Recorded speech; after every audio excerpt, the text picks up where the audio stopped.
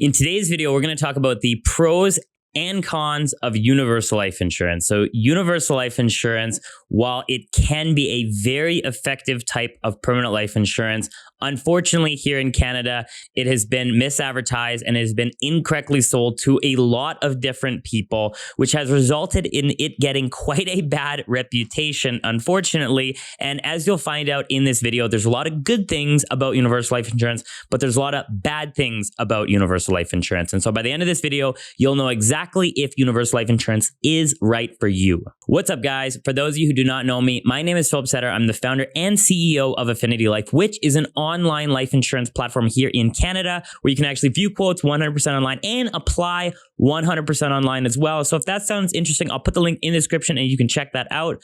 But without further ado, let's get right into the video. Okay, before I get into universal life insurance and the pros and cons, let me do a quick recap of term versus permanent, just so you can kind of get a good idea of my opinion on who this is right for and if you're that person. So term life insurance, real quick, I equate it to renting a house. It's the most affordable type of life insurance. It covers you for a specific period of time. You can get a term 10, a term 20, a term 30. It's very inexpensive. After the term is over, it's usually canceled. You can renew it or get another policy out on the market. However, most times the older that you get, it's not meant to cover you until death. So it's meant to, again, cover you for that specific period of time and be canceled. So maybe you get it when you're 20 or 30 or 40, and at 50, 60, maybe 65, it's time to cancel it. You're getting it to protect for that one period of time. So maybe you bought a house, maybe you have kids, maybe you got a job, maybe you got a new car. And if something were to happen to you, your loved ones would be very financially impacted. But, you know, as you get a little bit older, hopefully we have some more investments, we have some more savings, our house is paid down, our car is paid off, our kids are hopefully out of the house by that point, and the need for life insurance has really decreased. So the other side of that coin is now permanent life insurance. So permanent life insurance is not a what if, it's a when. Permanent life insurance is meant to cover us until the end. So who is this right for? Well, that's for those individuals that are now really starting to look towards estate planning. So maybe they're looking at passing something behind to their children or their grandchildren, or possibly a charity that they're heavily involved in and they care about.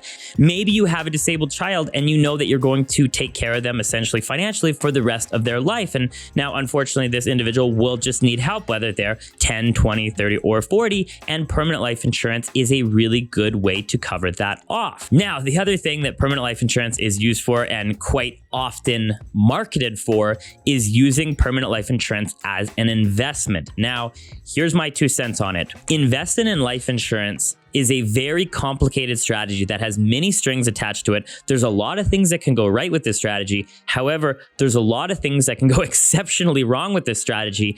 And when compared to other traditional tax strategies, such as a very simple RRSP or even a TFSA, it does start to fall apart. However, for the minority of individuals who have already maxed out those traditional investment vehicles, such as RRSP, TFSA, or maybe an RSP for their child, and they're not carrying any high interest credit card debt or other types of debt, this could be a very good strategy. Now, typically this is the high income earners of Canada. Maybe those are working professionals such as doctors or dentists, or it could be those business owners that have excess cash in their corporation and they're looking for other ways and other tax strategies that they can invest in.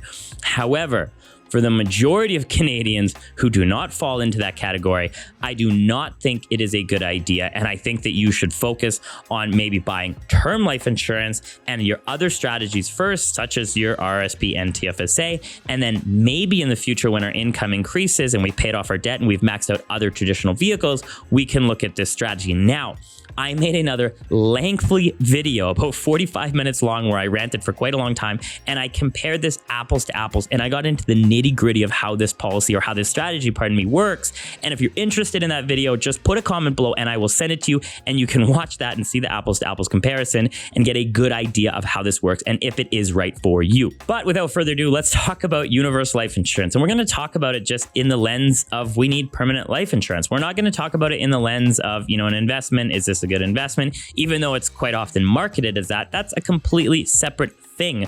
We're just going to talk about universal life insurance in the sense that we need permanent life insurance. Should we pick whole life insurance or should we pick universal life insurance? That's going to be the focus of this video. So universal life insurance is a type of permanent life insurance. Again, there's whole life insurance and universal life insurance. Now, universal life insurance differs from whole life insurance in the sense that it's incredibly flexible. So there's two different components with universal life insurance. There's the cost of your insurance, and then there's your investment component. So the cost of the insurance, there's two different kinds within that. There's what's known as yearly renewable term. And what this means is that in a given year, that will be the price of your insurance. So maybe you buy this when you're age 30. Well, the cost of the insurance in that year would be based on a 30-year-old. And then the next year, it's going to increase and be based on a 31-year-old, and so on and so forth, 32, 33, 34.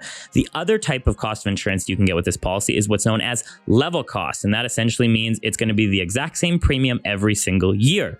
Now, with level cost, obviously it's going to be a little bit more expensive because now it's a fixed premium until death, unfortunately. Whereas yearly renewable term, if you're young, it can be a lot cheaper.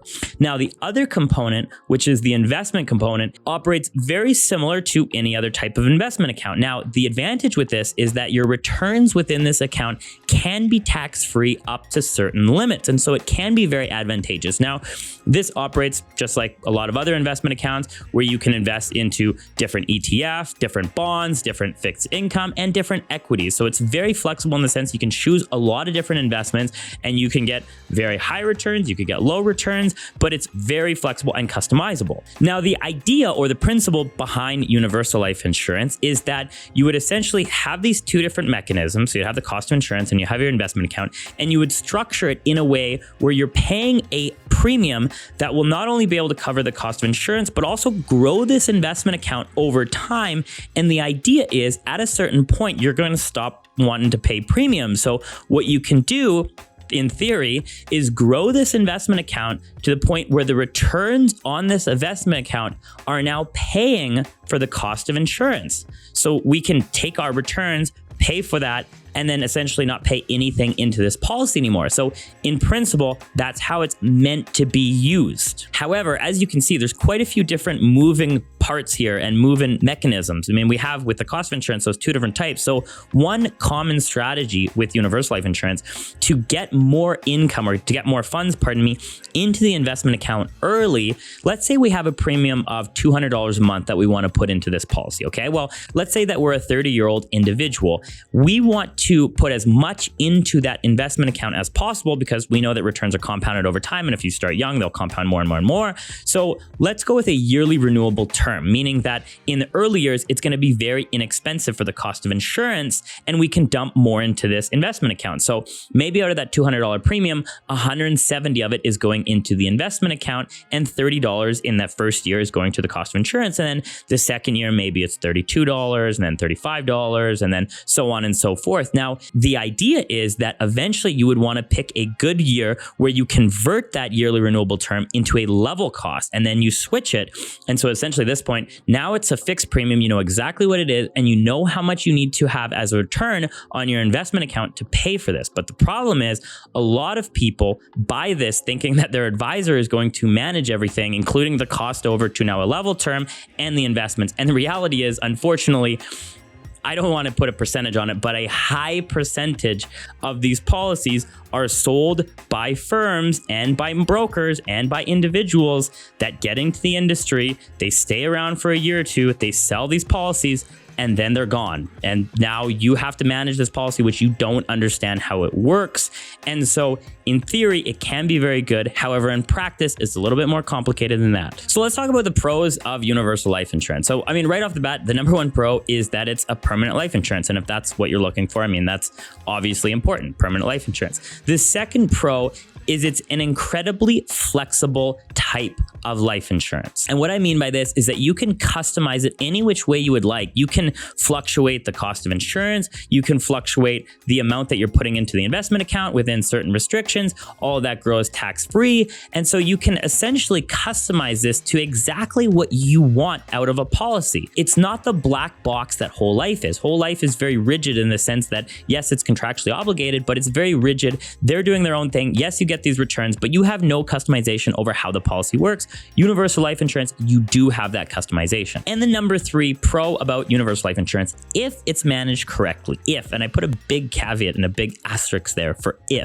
if it's managed correctly, it can be much more valuable than a whole life. Not only can you grow your investment account significantly more than a whole life policy, and with whole life, it's a cash surrender value, but also the face amount can be significantly more. So these type of policies can be a lot more valuable than a whole life if they're managed correctly and properly. Which brings me to the cons of universal life insurance, is that it's an incredibly complicated product that has so many different moving components and so many different mechanisms that if you're not actively involved in the management of this type of strategy, or if you don't have a rock star advisor who has a clear track record of that he's been in the industry for, let's say, a decade, and he's solidified in this industry and he will continue to be in this industry for the next 20 years, it's going to potentially fall apart. And so that is a very big con. You can get this type of life insurance, but be aware there's a lot of moving components. It's incredibly complicated.